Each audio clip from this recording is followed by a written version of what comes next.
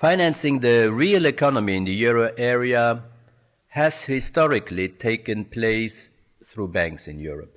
The euro area therefore requires and has a large banking sector.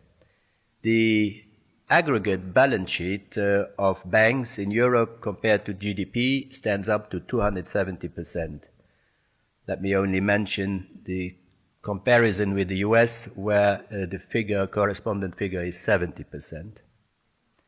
The euro area banking sector, however, expanded even more rapidly in the years before the crisis from already high levels.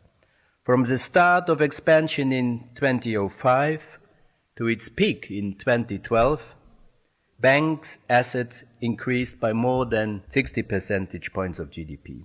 This was associated with the development of unsustainable bank business models. Banks simply relied too heavily on debt to finance their lending, and that debt depended too much on wholesale market funding and much too little on deposits. The crisis has brought those business models to an end and has triggered structural change in the banking sector. Also provides impetus for capital market developments in Europe. After all, if savings are not being intermediated through banks, they must be intermediated through capital markets. I see this as a central development in Europe towards a more balanced and contested financing mix. We are at the ECB already seeing signs in the euro area that a rebalancing towards capital market financing is taking place.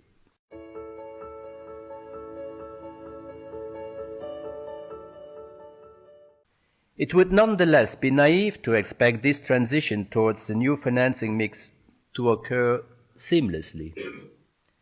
While on aggregate, euro area credit supply might be sufficient to meet credit demand, those two factors are 1, location, and 2, size. Let me address them in turn. In terms of location, the cost of and access to finance in the euro area remains strongly based on national conditions. This analysis points to 2 missing pieces in the euro area financial market.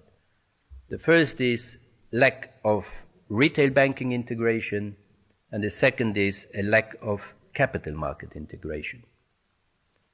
The low level of retail banking integration reflects several factors, but diverging approaches to supervision and resolution are certainly among them.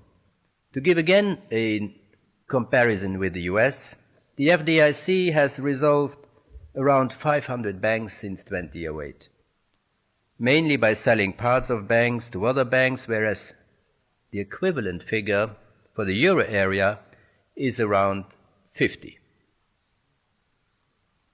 All this suggests that the move towards a genuine banking union in the euro area, on which we have embarked, could really help create the conditions for deeper retail banking integration. A single supervisory mechanism should lead to harmonization of rules and standards, and also remove distortions created by national borders. The second element I quickly wanted to mention still is firm size. The effects of location on access to finance are exacerbated by firm size. While firms are in general more credit constrained in some jurisdictions than others, this phenomenon is particularly clear for small and medium-sized companies.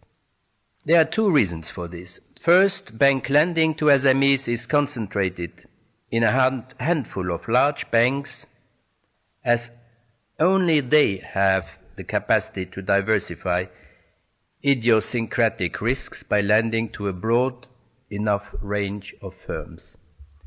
The 3 biggest originators in each euro area country represent on average 80% of the outstanding amount of the SME loans. This makes SMEs, of course, particularly vulnerable to any shocks to the banking sector and reduces their ability to switch among banks. And of course, as smaller firms tend to be less transparent than larger firms, more difficult to give the required level of information, it is more costly for investors to obtain this adequate information. This makes it harder for SMEs to substitute capital market finance for bank finance if the latter dries up. So what is the solution here? There are many schemes underway in Europe to address the problem, but one unifying theme that I see as critical is to better match the needs of SMEs with the funds of non-bank investors, thus providing more diversification for SMEs. This could be done, for example, when we have private debt funds or peer-to-peer lenders which could fill the gap of credit finance and thus help smooth the credit cycle. The second initiative is to increase the capacity for non-bank investors to lend indirectly to SMEs via securitizations.